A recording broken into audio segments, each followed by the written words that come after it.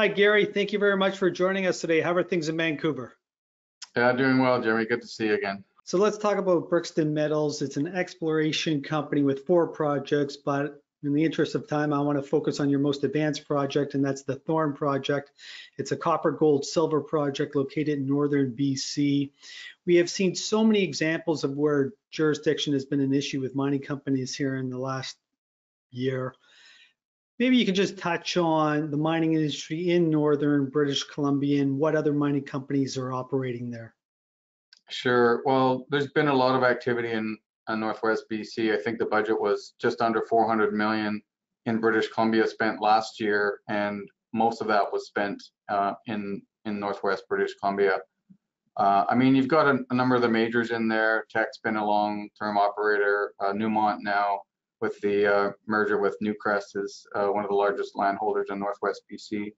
Of course, with Brixton Metals and now with BHP taking a foothold, that brings another major to the area. So you're seeing a lot of activity still dominating in British Columbia from a spend perspective, and I think that will continue. It is a good jurisdiction, and there's a lot of high-grade copper gold deposits in Northwest BC, and obviously several active mines and several other mines on the on the docket for development. And a related point I want to touch on is the importance of social licensing and maintaining a positive relationship with local communities. Maybe you can just touch on that, what you and your team are doing. Yeah, that's been a big big focus for us. More so the last few years for sure. The First Nations are becoming more involved, and I'm proud to say that our last season was a record number. Something like 67% of our employees either worked directly for Brixton or through contractors that were First Nations companies, and so we're certainly working to bring in the First Nations as partners and involvement in the project. So it's looking pretty good. It's certainly an important aspect, to make these projects go, and getting the social license, as we've seen, anywhere around the world now. It's becoming a hot topic, I think, and certainly putting a lot of resources into building those long-term partnerships. So let's talk about Thorn. It's a very large project, and it also has a very rich history with many other miners involved before Brixton got involved. Maybe you can just speak to this and give us some idea of what's been going on there in the last 10 plus years. Yeah, I mean, it goes back to 1952 was the original discovery, and you're right, there was, I think, a dozen previous operators, but we've been spending pretty considerable budgets this year. We think we have about a $12 million budget minimum. Last year we spent over 14, so our budgets have been certainly increasing over the years, and it's still relatively early stage. I mean, we've made some, I'd say, meaningful and significant discoveries, both for copper, like in the Camp Creek discovery, but also the Trapper gold target. We've had a few seasons drilling on that. Pretty interesting gold target. So there's been numerous discoveries that we've made, and we're still finding, what's remarkable about the project is that we continue to find new mineralization, new areas that I guess we haven't drilled on, certainly, and I think that's one of the exciting part.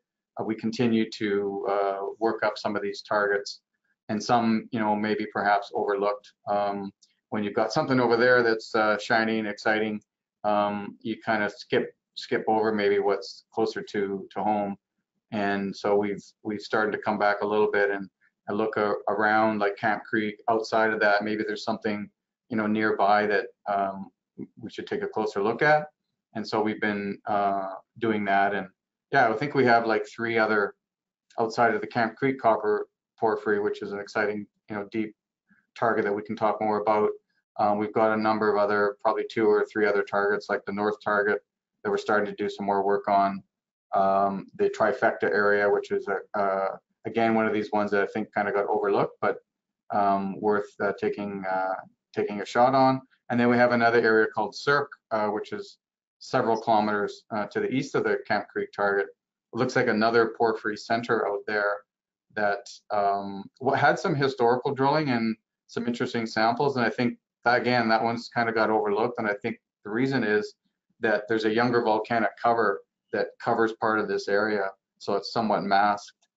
So it's not an obvious showing, and not as many showings that you'd like to see, perhaps. So it's one of those ones I think we're going to take a closer look at and do some drilling on. And I also want to give the viewers an idea of how large your land package is. How many hectares is it? Yeah, it's grown. It's easier to use the square kilometers. It's 2,880 square kilometers. So we're talking about an 80-kilometer trend in the northwest southeast direction.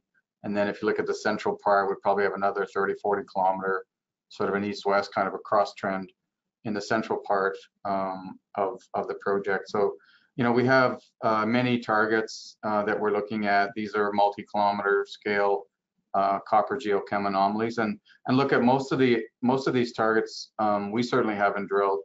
Some of them, I'd say probably 30% of them, maybe 40% of them have had some initial drilling, back in the day from some of the early operators, but most of that drilling was really shallow in some cases, 20, 30, 40 meter holes, just testing for something. And yeah, I would say most of these targets have not been drilled, and again, that's the exciting part. We've got a lot of targets to test, and we're looking to make that big discovery, right? We want to get a big new copper drill hole behind us in a new area that hasn't seen much drilling. And I think, again, that's the exciting part of the Thorn project, that there's a lot of targets to chase, and we want to see what we can pull out of the hat this year. So you made mention of the fact that 2023 you had a very extensive drilling campaign. Maybe you can just touch on the highlights and what targets you were focused on. Yeah, 23 was really two targets that got most of the drilling attention. Camp Creek, we had two drilling deep holes. We drilled a half a dozen deep holes in Camp Creek for the copper porphyry, and we're drilling the deepest hole there was 1,650 meters. We had a hole that was 277 that drilled down to about 1,000 meters. We're getting into 0.7, 0.8 copper grade, and we got stuck in the hole. So that's actually quite well set up for drilling that now. We've got casing down to about 900 meters, and so we're going to do a wedge hole off of that into Camp Creek. So that's 2024 plan. We drilled a series of holes into the Trapper target, trying to expand that gold anomaly. So if you look at the overall program last year, it was about 10,000 meters in Camp Creek and about just under 7,000 meters at Trapper. And in addition to that, we took about 3,000 rocks and soils all over the property, and we even got down to the south end of the property, which has some interesting gold anomalies. We spent a fair amount of time on the eastern copper anomaly. That's a new area that, again, we haven't drilled yet. There was some historical drilling out there in the 70s and 80s, pretty broad scale copper anomalies. So and the north target, again, got more work. So it's working these targets up to a point where you can drill them. And I think this year is going to be one where we can test some of these now that we've been working on for the last few years. Gary, let's talk about your 2024 drilling campaign now. It's also going to be very large. Are you also going to focus on the same two primary targets, the Camp Creek and the Trapper? Yeah, I mean, I think we're targeting for about 15,000 meters this year in 2024. We're still working through those specific targets, and we're not going to be planning all the holes out of Vancouver. I think we're going to have a handful of holes. We're looking at 3 or 4 holes probably in Camp Creek, and sort of meterage wise, probably similar 8 to maybe 9,000 meters or something in Camp Creek. But I'm not sure about Trapper yet. I think while it's an interesting target, there's so many other targets that we would like to test, and so yeah, it's going to be drill testing some new copper potential discoveries that we haven't drilled yet, and I think that's kind of the exciting part. So Trifecta is one that we're interested in, just south, sort of between Trapper and Camp Creek. The SERP target, which is 3 or 4 kilometers out to the east of Camp Creek, and then the north target, which is obviously up to the north. It's also a large area. It's about a 15-kilometer geochem trend. So those are 3 that I think is on the list. There's others that we could drill, but the goal is to get in there. Hopefully mid-May we're drilling, and then see what we get out of the first part of the season, and that'll drive sort of what we do, where we drill, for the rest of the season. I want to move on now, Gary, and discuss BHP's involvement. They first got involved in 2022, and their primary purpose was to advance the Thorn project. And there's a lot of copper exploration companies operating within British Columbia. What was it about Thorn that BHP liked? Well, yeah, I mean, they're 19.9. They've re-upped in the last financing we did at the end of last year, 14.5 million. So they participated in that pro rata. Look, I think what they see the potential for Thorn. I mean, good jurisdiction. We've got one of the largest mineral claim holdings in British Columbia, and it looks like we've got a complete mineral system here.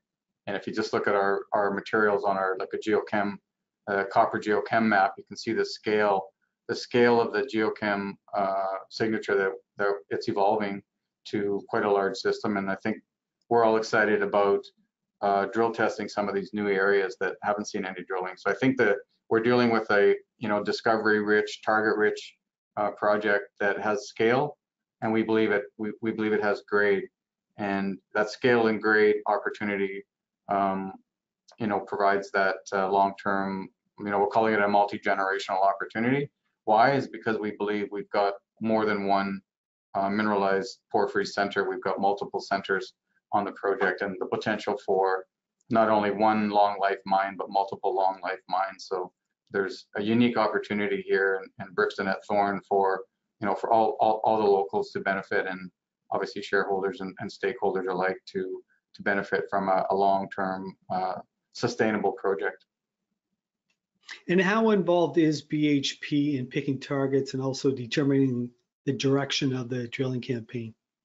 Yeah, so Brixton and BHP have a joint technical committee that's been established when they initially invested. So we meet on a regular basis. We just had a full day technical meeting post PDAC, and I would say we're aligned. I mean, we're all shareholders here. We're aligned in that we want to find the next big copper discovery, or make the next big copper discovery.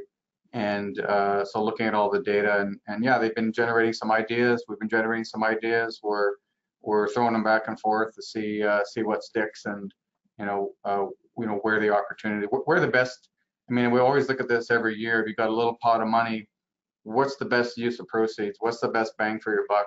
And at the drill bit. And I think we're aligned in that perspective. And yeah, we're all looking forward to to getting out there and getting the drills turning.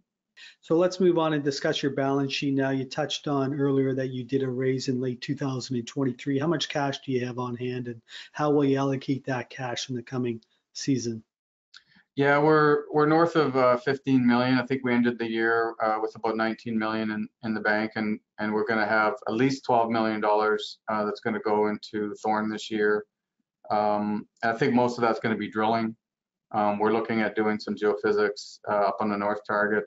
And again, more geochemistry, more mapping. Like as I mentioned earlier, we do have a lot of additional analysis that we're doing, like the TerraSpec alteration, the XRF, physical property measurements on the core. So there's a lot of extra data collection that we're doing. So that adds a bit to the cost. But I think overall, yeah, it's going to be, most of the money is going to be on the drilling, and yeah, let's see what we can generate from the drill bit. So far, we've just been focused on your project in British Columbia, but you have another project in Montana. It's called Hog Heaven. Your partner there is Ivanhoe Electric. Maybe you can just give us an update on what's happening there.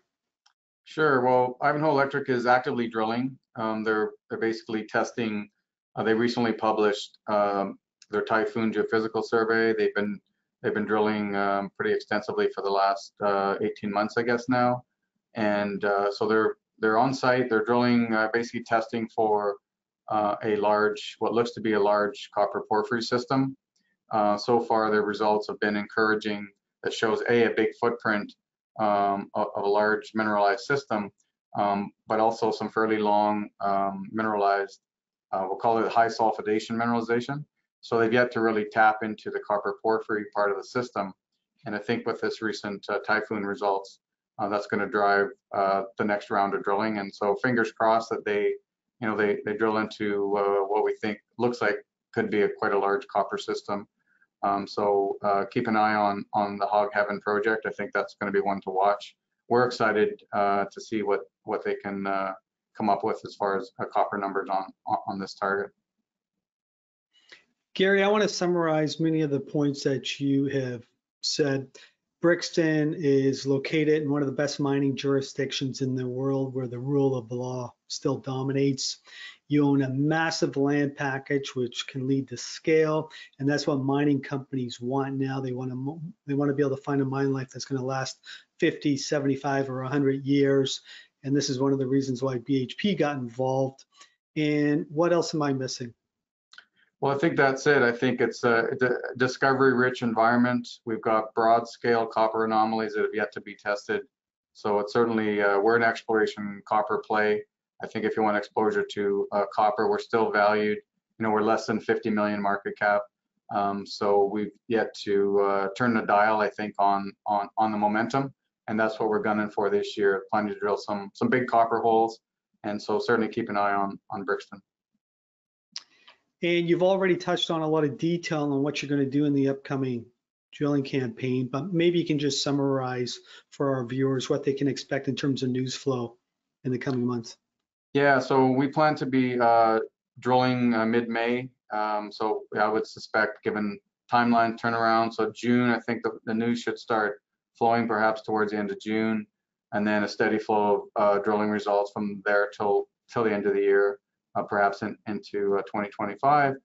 And then also we can expect some news flow to come out of Ivanhoe Electric on the Hog Heaven project throughout the year. Of course, Ivanhoe Electric is the operator, so we'll just have to keep an eye on that as it comes in.